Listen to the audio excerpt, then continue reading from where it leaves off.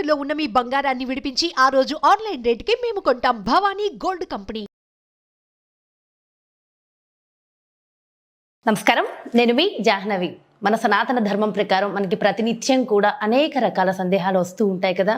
మరి వాటన్నిటినీ సరైన విషయ పరిజ్ఞానం ఉన్న వ్యక్తులు మనకి నివృత్తి చేస్తూ ఉంటే అందులో ఉండే ఆనందము, అది తెలుసుకుంటూ దాన్ని ఆచరిస్తూ ఉంటే అది అనుభవించే ఆ ఆనందం వేరే కదా. మరి దీనికి సంబంధించి పూర్తిగా సైంటిఫిక్గా అటు శాస్త్రోక్తంగా ఏ విధంగా అయినా సరే మనకి డీటెయిల్డ్గా ఎక్స్ప్లెయిన్ చేయడం కోసం మనతో ఉన్నారు ప్రముఖ ఆధ్యాత్మికవేత్త, జ్యోతిష్య వాస్తు పండితులు మన ప్రదీప్ జోషి గురువు గారు. నమస్కారం గురువుగారు. శ్రీమాత్రే. గురువుగారు, మహాశివరాత్రి ఇది మహాపర్వదినం. శివుడు బోలా శంకరుడు అని అంటూ ఉంటాం. సో అంటే మనకున్నటువంటి సకల దరిద్రాలు తొలగాలంటే అసలు ఆ శివుణ్ణి ఏ విధంగా కొలవాలంటారు? శ్రీ గురుభ్యో నమః. శ్రీమాత్రే.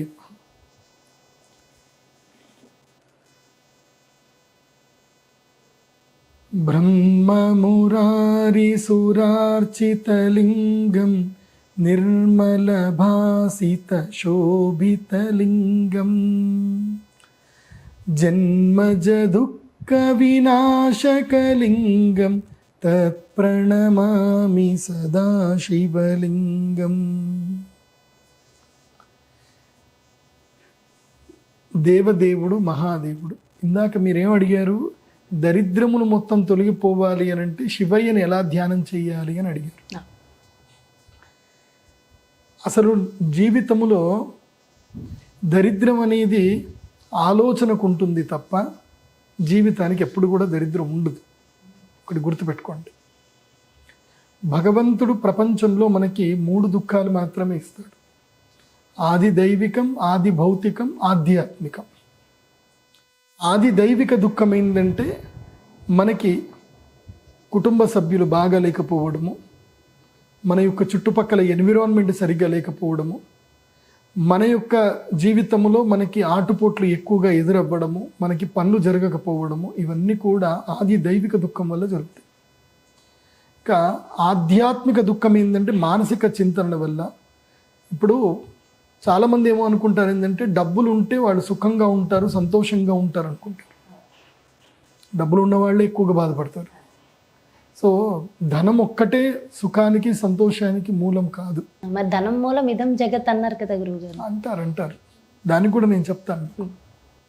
ఇది కలికాలం కాబట్టి కలికాలంలో కలి 5 ప్రదేశాల్లో ఉంటాడు కాబట్టి కలి సామ్రాజ్యం ఏలడానికి మాత్రమే ఈ కలికాలంలో ధనం మూలం ఇదం జగత్ అంటారు. సో ఆధ్యాత్మిక దుఃఖం వచ్చేసి మానసిక దుఃఖం ఉంటుంది. తర్వాత ఆది భౌతిక దుఃఖం వచ్చేసి శారీరక దుఃఖం, అంటే రోగాలు రావడం.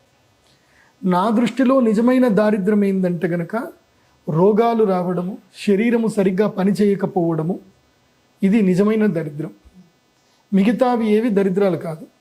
చక్కగా హాయిగా కాళ్ళు చేతులు బాగా ఉండి ఇక్కడికంటే అక్కడ తిరగగలిగి ఏదైనా ఒకటి విని మాట్లాడగలిగే శక్తి ఉన్నటువంటి వాడు ప్రతి ఒక్కడు కూడా నిజమైన ధనవంతుడే. అది నిజంగా భగవంతుడు ఇచ్చిన అనుగ్రహం. అది ఆ శక్తిని తెలుసుకొని నీ శక్తిని నువ్వు ఇంప్రూవ్ చేసుకొని నువ్వు మెరుగ్గా తయారవ్వాలి. నేను చెప్పిన బేసిక్ క్వాలిటీస్ ఉండే ప్రతి ఒక్క వ్యక్తి కూడా ఏంటంటే ఒక వజ్రం లాంటి వాడు. వజ్రాలు ఎప్పుడైనా మనకి గనులో దొరుకుతాయి, కానీ అక్కడ మెరుగు. వాటిని బాగా సానబడితేనే మెరుస్తాయి. అందుకే మనకి దారిద్ర్య దహన స్తోత్రం అని ఒకటి శివయ్య స్తోత్రం ఉంటుంది. అది మీరు చదివితే మీకు పూర్తిగా అర్థమవుతుంది. నిజమైన దారిద్ర్యం ఏంది అంటే భావదారిద్ర్యం. అంటే మనము మన యొక్క ఆలోచన, మన భావన, మన వ్యక్తిత్వము గొప్పగా మనకి లేకపోవడం వల్ల, మన ఆలోచన గొప్ప స్థాయిలో లేకపోవడం వల్ల మనము దరిద్రులమని భావిస్తున్నాం. మనం ఎవ్వరము దరిద్రులం కాదు. ఎవరైతే గనక ఓం నమ శివాయ అనేటువంటి మంత్రాన్ని చక్కగా మనస్ఫూర్తిగా చదవగలుగుతారో వాళ్ళు దరిద్రులు కానే కారు అనేది శాస్త్రమే చెప్తుంది. అంటే డబ్బులు లేకపోతే దరిద్రం అని అంటే ఇంకా ఎన్నో దరిద్రాలు ఉన్నాయి అట్లయితే. సో దారిద్ర్యం అనే వర్డ్ అసలు వాడకూడదు అనేది నేను చెప్తాను. అందుకే శివయ్యకి సంబంధించిన తత్వాన్ని పూర్తిగా అర్థం ఎవరైతే చేసుకుంటారో వాళ్ళు నిజమైన ధనవంతులు, శ్రీమంతులు. మరి ఆ శివతత్వం ఎలా అర్థం చేసుకోవాలంటారు? శివతత్వాన్ని ఎలా అర్థం చేసుకోవాలంటారు? శివతత్వం అర్థం చేసుకోవాలి అని అంటే చూడండి, భగవంతుడి యొక్క తత్వం మనకి సూక్ష్మములోనూ తెలుస్తుంది, బృహత్తులోనూ తెలుస్తుంది. అంటే మన యొక్క భక్తి ఎలాగుంటుంది, మూఢభక్తిలో ఉన్నామా మనము, జ్ఞానభక్తిలో ఉన్నామా, ఎలా ఉన్నాము అనే దాని మీద మనం శివయ్యని తెలుసుకోవచ్చు. మీరు ఏ డోర్లో నుంచి, ఇప్పుడు ఈ శివలింగం ఉంది, మీరు ఎటు నుంచి చూసినా శివలింగం అట్లాగే కనిపిస్తుంది తప్ప మీకు ఎక్కడ కూడా డిఫరెన్స్ కనపడదు శివలింగం. అట్లాగే ఇప్పుడు ఉదాహరణకి మనం ఒక బంతిని చూసాం, దాని మొదలు ఎక్కడని చెప్తారు మీరు? ఎటు చూసినా అంతే. అంతే. భూగోళానికి మొదలు ఎక్కడ చెప్తారు మీరు? అవును. ఆకాశానికి మొదలు ఎక్కడ చెప్తారు? సముద్రానికి మొదలు ఎక్కడ చెప్తారు? సో అలా శివయ్య తత్వము ఎక్కడి నుంచి మొదలవుతుంది, ఎక్కడ ఎండ్ అవుతుంది అని చెప్పడానికి ఎవరి వల్ల సాధ్యం కాదు. శివతత్వం తెలుసుకోవాలి అని అంటే శివుణ్ణి ఒక మిత్రుడిలాగా భావించాలి. శివయ్య నా మిత్రుడు, ఈ శివయ్యకి నేనంటే చాలా ప్రేమ ఉంది, శివయ్య నా బాధలన్నీ కూడా వింటాడు, నా లోపల శివుడు ఉన్నాడు, నా ఆలోచనలో శివుడు ఉన్నాడు, నేను చేసే ప్రతి పనిలోనూ శివయ్య నా పక్కనే ఉన్నాడు అన్న ఒక సద్భావనతోటి ఆ శివుణ్ణి మమైకమయ్యి, అంటే నాలో శివుడున్నాడు అని మమైకముతో ఎవరైతే భావిస్తారో వాళ్ళకి ఆటోమేటిక్గా శివతత్వం తెలుస్తా వెళ్ళిపోతూ ఉంటుంది. శివతత్వం తెలుసుకోవడము, సముద్రం యొక్క అంత్యం చూడడము మూర్ఖత్వం. సముద్రానికి మొదలు తెలియదు, అంత్యం తెలియదు. అందుకే మనకి శివరాత్రికి సంబంధించి ఒక వృత్తాంతం ఉంటుంది, కథ. అసలు శివరాత్రి ఎందుకు స్టార్ట్ అయింది అనేది. ఆపాతాళ నభస్థలాంత భువన బ్రహ్మాండమా విస్ఫుర జ్యోతిస్ఫాటిక లింగముక్తి విలసత్ పూర్ణేందు వాంతాముఖై అని మనకి ఆ శ్లోకంలో చెప్తారు. అంటే ఏం జరిగిందట, విష్ణువుకి బ్రహ్మదేవుల వారికి ఇద్దరికి గొడవ జరుగుతుందట. వాస్తవంగా వాళ్ళిద్దరికి గొడవలు జరగవు. ఇది లోక విడంబనార్థము. అంటే లోకానికి కొన్ని తెలియ చెప్పాలి అని అంటే నాటకాలు ఆడాల్సిందే. వాస్తవంగా చెప్పాలంటే సోను సూద్ చాలా మంచివాడు, యాక్టర్ సోను సూద్ చాలా మంచివాడు. కాకపోతే సినిమాలో అతను విలన్గా యాక్టింగ్ చేస్తాడు, రియల్ లైఫ్లో hero, is the hero. So అతను యాక్టింగ్ మాత్రమే చేస్తున్నాడు, ఈజ్ నాట్ రియల్ విలన్. అట్లా భగవంతుడు, విష్ణువు, బ్రహ్మ, శివ యొక్క తత్వం తెలియచేయాలి కాబట్టి ఒక విడంబనం, ఒక నాటకం అనేది జరిగింది. ఆ నాటకంలో ఏంటంటే బ్రహ్మ నేను గొప్ప అని అంటాడు, విష్ణువు నేను గొప్ప అంటాడు. సో విష్ణు బ్రహ్మ ఇద్దరు కొట్లాడుకున్నప్పుడు ఎవరు గొప్ప అని చెప్పేసి అన్నప్పుడు శివుడు మధ్యలో వస్తాడు. ఇందుకోసమంటే త్రిమూర్తులు వీళ్ళు ముగ్గురే మధ్యలో వచ్చి ఎవరు గొప్పనో నేను తెలుస్తాను, ఇదిగో నేను ఇప్పుడు ఒక జ్యోతి స్ఫాటిక లింగముగా నేను తయారవుతున్నాను. అంటే జ్యోతి అంటే కాంతితో ఉన్నటువంటి స్ఫాటిక లింగం, అంటే స్ఫటికలింగం. ఇదే ఈ స్ఫటికలింగ తత్వ స్వరూపములో నేను నా శరీరాన్ని, నేను నా తత్వాన్ని ఉద్ధారం చేస్తాను. అంటే నేను బృహత్ ఆకారంలో తయారవుతాను. సో నా మొదలు నా అంత్యము తెలుసుకోవాలి. కాబట్టి బ్రహ్మ నీవు నా యొక్క చివరిని తెలుసుకో, విష్ణువు నా మొదలు ఎక్కడుందో నువ్వు తెలుసుకో, నా మొదలుని నువ్వు చూసి వచ్చావు అని అంటే బేసిక్గా నేను ఎక్కడి నుంచి ప్రారంభమయ్యానో చూసిరా, నేను ఎక్కడ అంత్యమవుతున్నాను చూసిరా అని చెప్పేసి బ్రహ్మ చెప్పారు. ఎవరైతే నా యొక్క అంత్యమును లేదా ఆదిని చూస్తారో వాళ్ళే గొప్పవాళ్ళు అని చెప్తారు. అప్పుడు మహావిష్ణువు శ్వేతవరాహ అవతారం ఎత్తి ఆయన భూమిని తవ్వుకుంటూ లోపలికి వెళుతూ ఉంటారు. అతల వితల సుతల తళాతల రసాతల మహాతల పాతాళ లోకం వరకు ఆయన వెళుతాడు. కానీ ఆ శివలింగం ఎండ్ అవ్వట్లే, ఎక్కడ కూడా తెలియట్లే, ఎంత పోతున్నా తెలియట్లే. దానితోటి ఇంకా శివుడికి అర్థమైపోయింది ఇది నా అజ్ఞానము, దానితోటి మహావిష్ణువుకి అర్థమైపోయింది ఇది నా అజ్ఞానము, ఆయన మొదలు తెలుసుకోవడం మన వల్ల కాదు అని చెప్పి హీ హ్యాస్ సరెండర్డ్.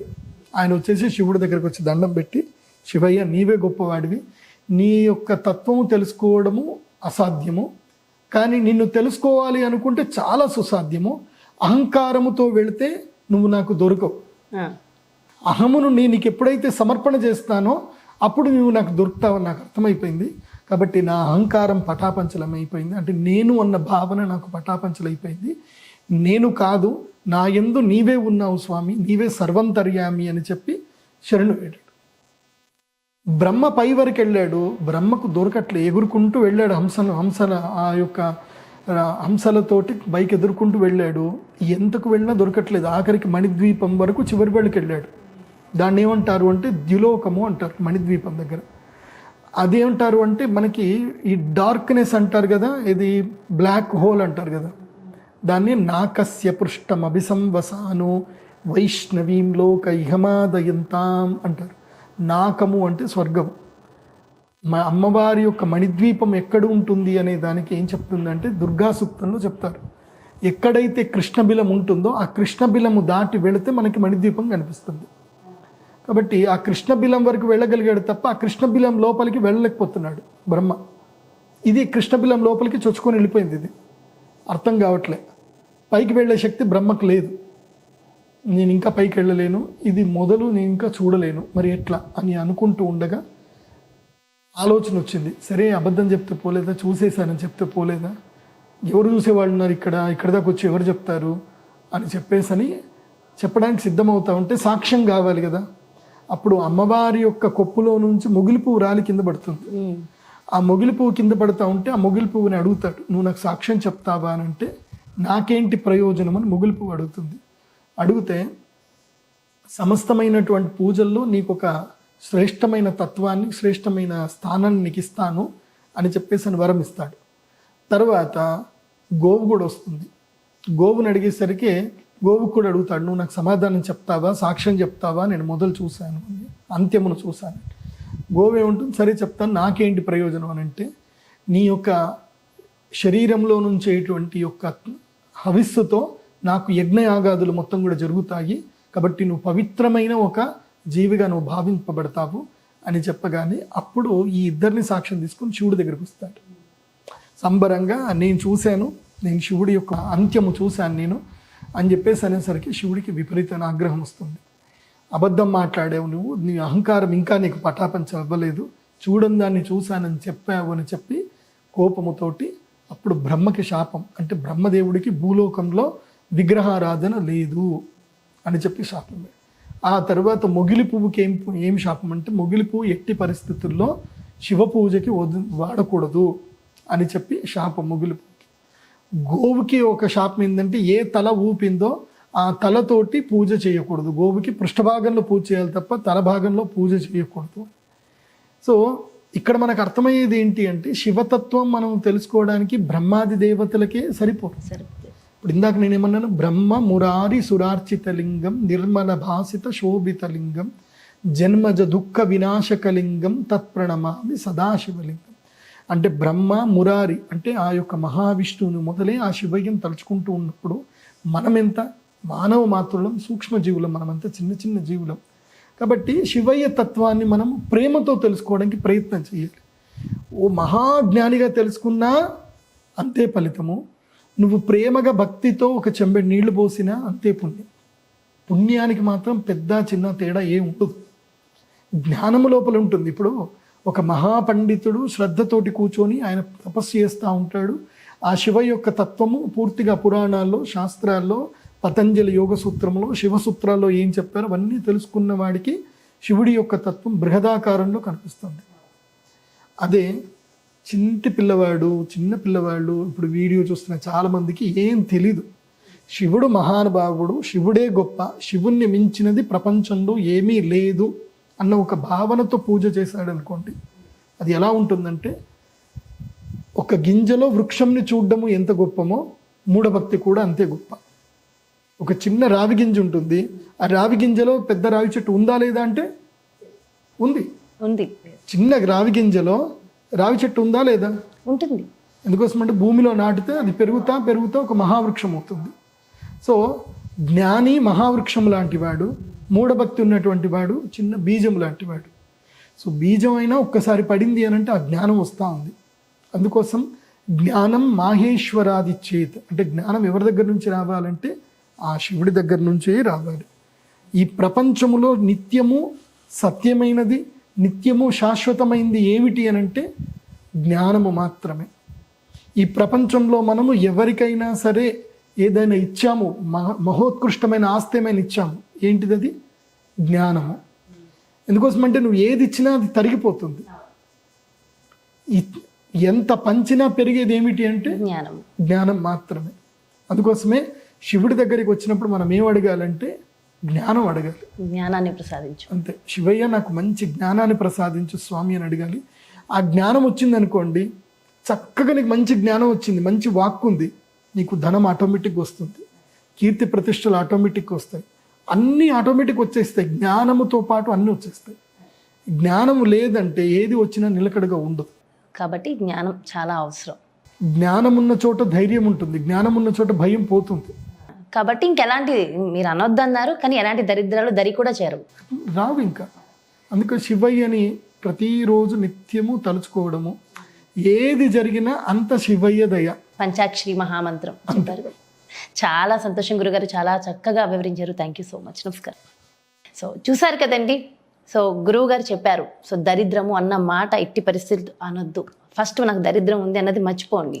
సో జీవితాలు చాలా బాగుంటాయి. అండ్ అసలు శివుని ఏ విధంగా కొలవడం వల్ల మనకున్నటువంటి సకల కష్టాలు తొలగిపోతాయి, ఎప్పుడు కూడా మనం ఆనందంగా సుఖ సంతోషాలతో ఉంటాము అనే దానికి చక్కటి మంత్రాన్ని కూడా గురువు గారు చెప్పారు కదా. మరి అవన్నీ కూడా ఫాలో అవుతూ అందరూ ఆనందంగా ఉండండి. మరో చక్కటి కార్యక్రమంతో మళ్ళీ మీ ముందుకు వచ్చేస్తాను. నమస్కారం.